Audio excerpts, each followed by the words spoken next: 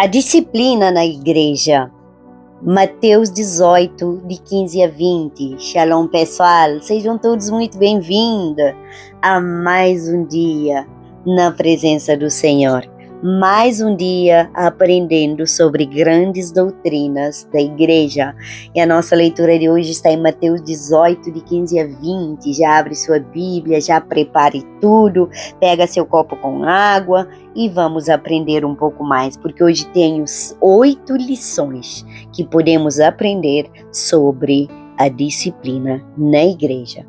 Sabemos que vivemos uma geração que fala muito sobre amor, mas pouco sobre correção. Irmãos, muitos acreditam que disciplinar alguém é falta de amor, sabe? Outros usam a disciplina como forma de humilhar a outra pessoa, condenar ou destruir pessoas. Entretanto, pessoal, a Bíblia apresenta um caminho completamente diferente. A disciplina bíblica nunca nasce do orgulho, da vingança, ou da superioridade. Ela nasce do amor de Deus e tem como objetivo restaurar o pecador, proteger a santidade da igreja e glorificar o nome de Cristo. Irmãos, uma igreja que nunca corrige o pecado acaba se tornando indiferente à santidade. Por outro lado, uma igreja que disciplina sem amor deixa de refletir o caráter de Cristo. Pegou a chave? Por isso nós precisamos compreender o ensino das Escrituras sobre esse assunto tão importante. E muitas vezes mal compreendido. Irmãos, primeira lição, a disciplina começa com o ensino de Jesus. Pegou a chave? Jesus estabelece o primeiro princípio em Mateus 18:15. Ora, se teu irmão pecar contra ti, vai e repreende-o entre ti e ele só. Se te ouvir, ganhaste o teu irmão. Amém, irmãos? Vamos para a nossa leitura. Já abriu sua Bíblia? Mateus 18:15 20. Ora, se teu irmão pecar contra ti, vai e repreende-o entre ti e ele só. Se te ouvir, ganhaste o teu irmão. Mas, se não te ouvir, para que pela boca de 2 ou 3 testemunhas toda a palavra seja confirmada, e se não as escutar, dize-o à igreja, e se também não escutar a igreja, considera-o como um gentil e publicano. Em verdade vos digo que tudo o que ligardes na terra será ligado no céu, e tudo o que ligardes na terra desligardes na terra será desligado no céu. Também vos digo que se 2 de vós concordarem na terra acerca de qualquer coisa e que pedirem, isso lhes será feito por meu Pai que está nos céus, porque onde estiver 2 ou 3 reunidos em seu nome, aí estará eu em meio deles. Amém, irmãos? Pegou a chave com essa leitura? Observa que Jesus, ele não manda divulgar o erro, ele não manda publicar nas redes sociais, ele não manda falar para outras pessoas. O primeiro passo é procurar o irmão em particular, e o objetivo não é vencer a discussão, gente. O objetivo é ganhar o seu irmão, entendeu? Irmãos, a palavra ganhaste mostra que a disciplina não procura perder pessoas, mas restaurá-las. Infelizmente, muitas vezes fazemos exatamente o contrário do que Jesus nos ensinou. Falamos primeiro com outras pessoas, criamos divisões e alimentamos o quê? Fofocas. Mas Jesus ensina um caminho de amor, respeito e restauração. Irmãos, antes de comentar o erro de alguém, pergunte: eu já conversei com essa pessoa em particular? Se a resposta for não, ainda não seguimos o ensino de Jesus. Amém? Segundo ponto, segunda lição, a disciplina deve seguir um processo bíblico. Jesus continua dizendo em Mateus 18, 16, 17, mas se não te ouvir, leva ainda contigo 1 ou 2, para que, pela boca de 2 ou 3 testemunhas, toda a palavra seja confirmada. E se não as escutar, diz-o à igreja, e se também não escutar a igreja, considera-o como um gentil e publicano. Jesus estabelece uma sequência. Primeiro, a conversa particular. Depois, uma ou duas testemunhas. Somente depois, a igreja. Entenderam? Entenda que Jesus evita toda exposição desnecessária. A disciplina pública nunca é o primeiro passo. Ela acontece apenas quando todos os outros caminhos foram rejeitados. Isso revela a misericórdia de Deus. O Senhor sempre oferece oportunidade de arrependimento. Não devemos agir impulsivamente. A disciplina bíblica respeita processos. Ela busca justiça, verdade e restauração.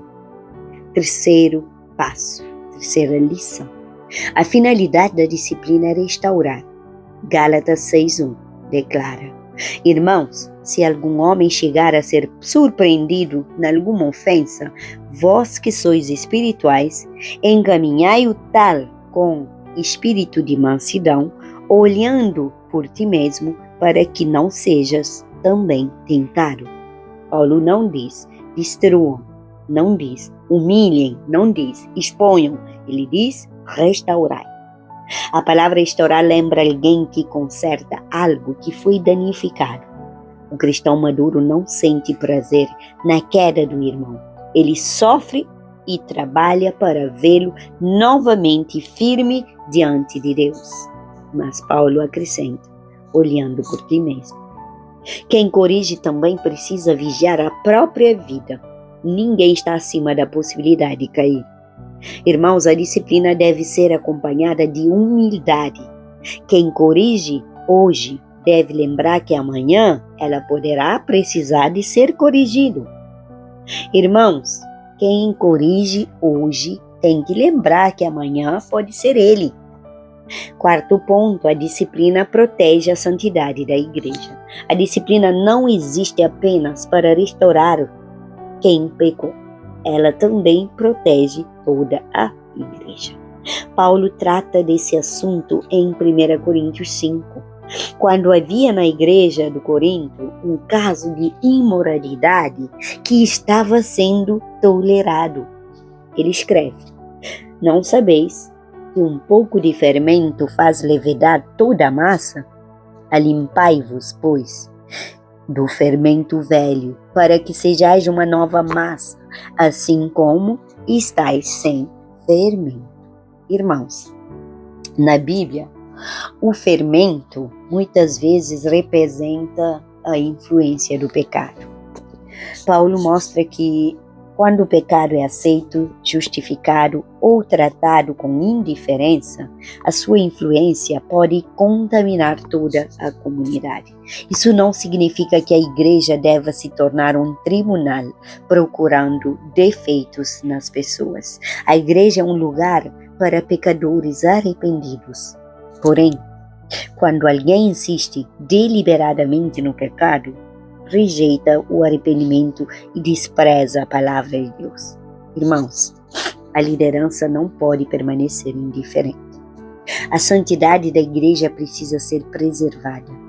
E uma igreja que fecha os olhos para o pecado deixa de cumprir sua missão de ser sal da terra e luz do mundo, como fala Mateus 5, de 3 a 16.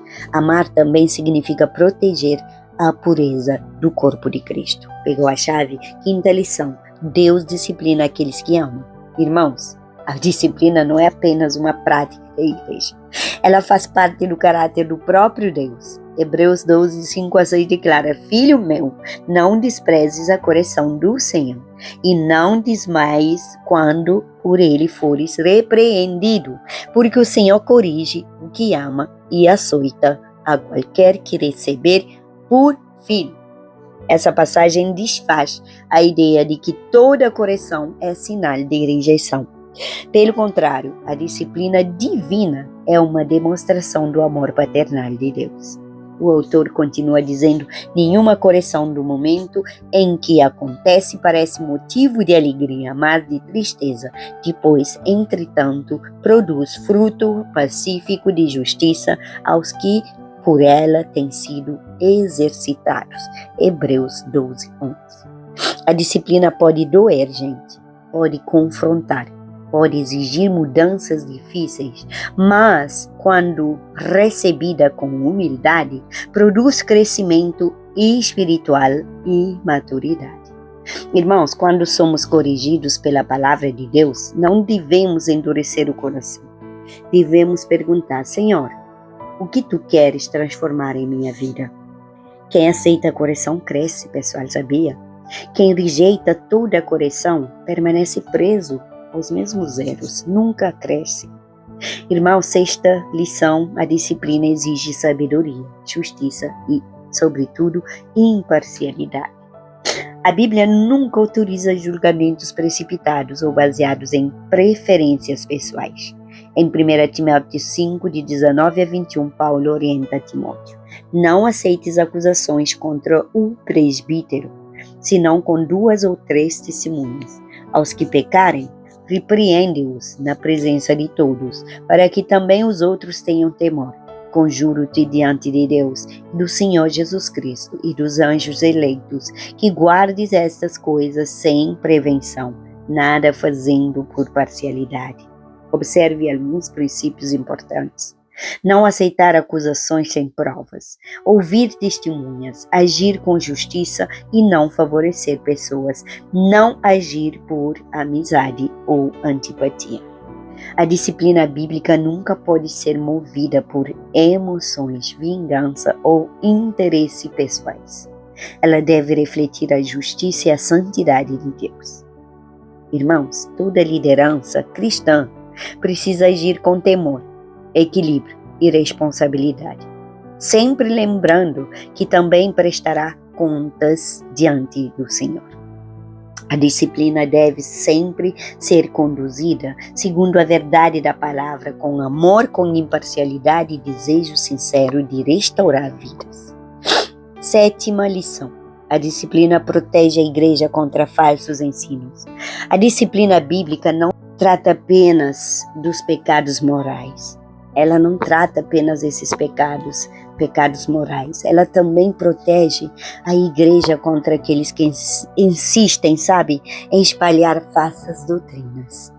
Paulo escreve em Tito 3, de 10 a 11, ao homem herege, depois de uma e outra admoestação, evita-o, sabendo que esse tal está pervertido e vive pecando, estando já em si mesmo condenado.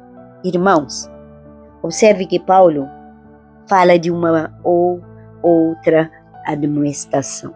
Antes de qualquer afastamento, há advertência, ensino e oportunidade para o arrependimento. Entretanto, gente, quando alguém rejeita deliberadamente a verdade e continua promovendo divisões e ensinos contrários ao Evangelho, a igreja precisa proteger o rebanho. O amor pela verdade também faz parte da disciplina cristã. Irmãos, nem toda mensagem que usa o nome de Jesus representa a verdade do Evangelho. Faz cuidado. A igreja deve permanecer firme na palavra, discernindo os ensinos e preservando a sã doutrina. Última lição, oitava lição. Antes dessa última, compartilhe esse vídeo, se inscreve no canal, deixa a sua curtida e ative o sininho de notificações. Compartilha no seu grupo de WhatsApp, nas suas redes sociais, com pelo menos 8 grupos, 8 pessoas, conforme Deus colocar no seu coração. Mas compartilha, edifica outras vidas. Faça a sua parte. Amém? O objetivo final da disciplina é ganhar vidas. Essa é a última lição e a oitava. Podemos tirar tantas lições, gente, desse estudo, mas eu ficaria aqui o dia inteiro gravando, né? E, pessoal, o objetivo final da disciplina é ganhar vidas. Tiago encerra esse assunto com uma das declarações mais belas das Escrituras. Tiago 5, 19 e 20. Irmãos, se algum dentre vós se tem desviado da verdade e alguém o converter, saiba que aquele que fizer converter do erro do seu caminho um pecador, salvará da morte uma alma e cobrirá uma multidão de pecados. Eita, glória! O propósito nunca foi afastar pessoas simplesmente por afastar. O propósito é trazer de volta, é restaurar, é reconduzir ao arrependimento e, sobretudo, é salvar. Essa é a diferença entre disciplina bíblica e condenação. Irmãos, a condenação afasta e a disciplina procura restaurar. Jesus fez isso durante todo o seu ministério. Corrigiu Pedro, corrigiu discípulos e corrigiu as igrejas do Apocalipse. Leia Apocalipse, irmãos. Mas ele sempre oferece oportunidade de arrependimento. Gostaria de te deixar algumas aplicações práticas para a sua vida. Primeiro, ame a verdade mais do que o seu orgulho. Quem ama Cristo aceita ser corrigido pela sua palavra. Segundo, nunca corrija alguém para humilhar. A correção deve ser feita com mansidão, com amor e espírito de restauração. Terceiro, não ignore o pecado. O amor verdadeiro não fecha os olhos para aquilo que destrói vidas. Quarto, receba a disciplina de Deus com humildade. Ela produz crescimento, santidade e maturidade espiritual. Amém? Irmãos, ela produz crescimento, olha só. Quinto, preserve a unidade da igreja. Evite fofocas, eita, foge longe das fofoqueiras e dos fofoqueiros.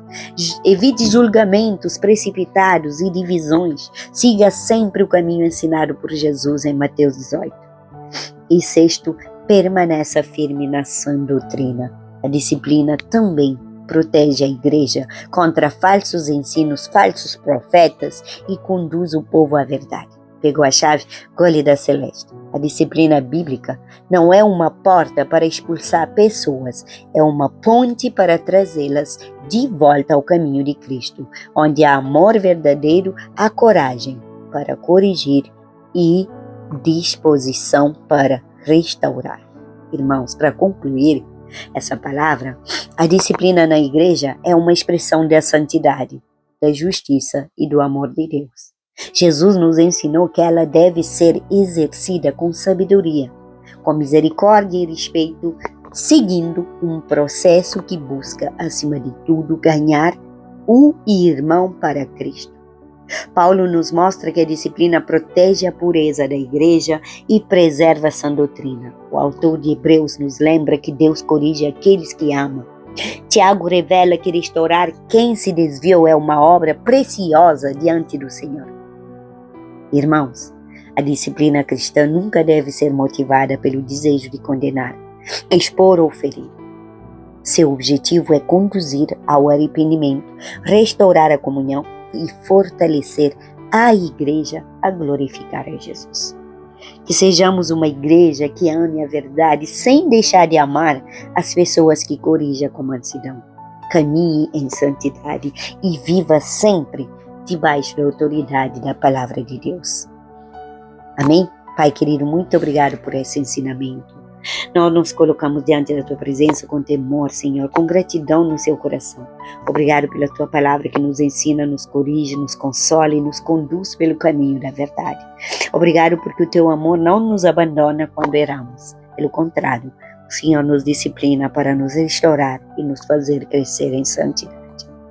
Senhor, reconhecemos que muitas vezes falhamos em palavras, atitudes, pensamentos e decisões. Perdoa-nos quando endurecemos o nosso coração diante da Tua correção. Perdoa-nos quando justificamos o pecado, quando alimentamos o orgulho e quando resistimos à voz do Teu Espírito.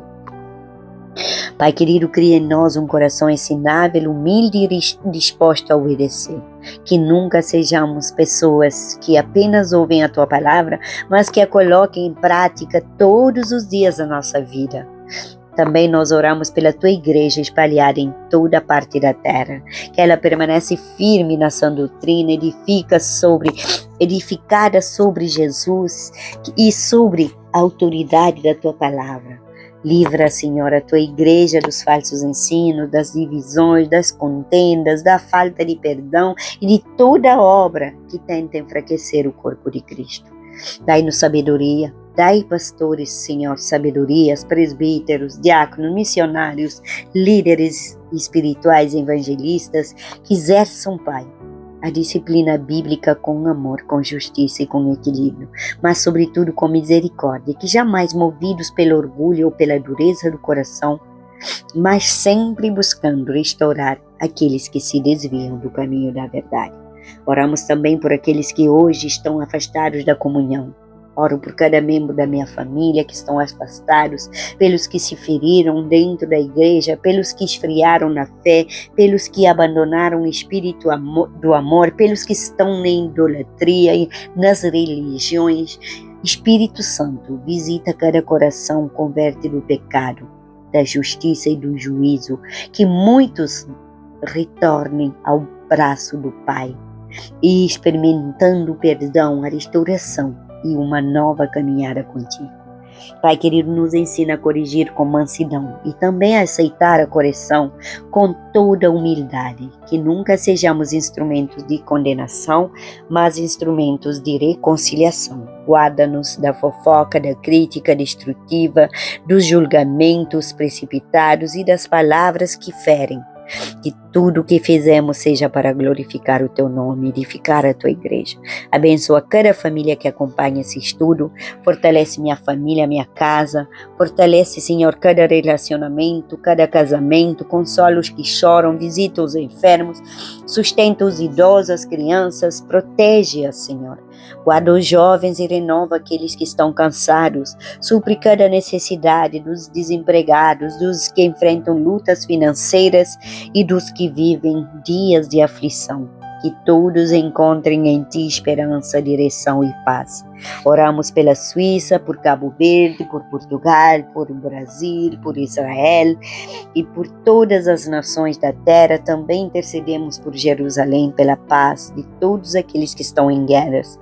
Levanta uma igreja santa, comprometida com a verdade, cheia do Espírito Santo. Que o Evangelho continue alcançando vidas até os confins da terra. E quando formos corrigidos pelo Senhor, nos ajuda a compreender que a Tua disciplina é prova do Teu amor. Que ela produz em nós arrependimento verdadeiro, transformação de caráter e uma vida cada vez mais parecida com a vida de Jesus Cristo. Que possamos permanecer firmes até o fim, andando em santidade, vivendo em amor, anunciando fielmente a Tua palavra e, sobretudo, aguardando o glorioso dia da volta do nosso Senhor Jesus Cristo. Nós Te entregamos toda a honra, toda a glória e todo o louvor, porque somente Tu és digno, Senhor. Oramos em nome de Jesus. Amém, irmão? Compartilhe esse vídeo. Que Deus te abençoe grande e poderosamente.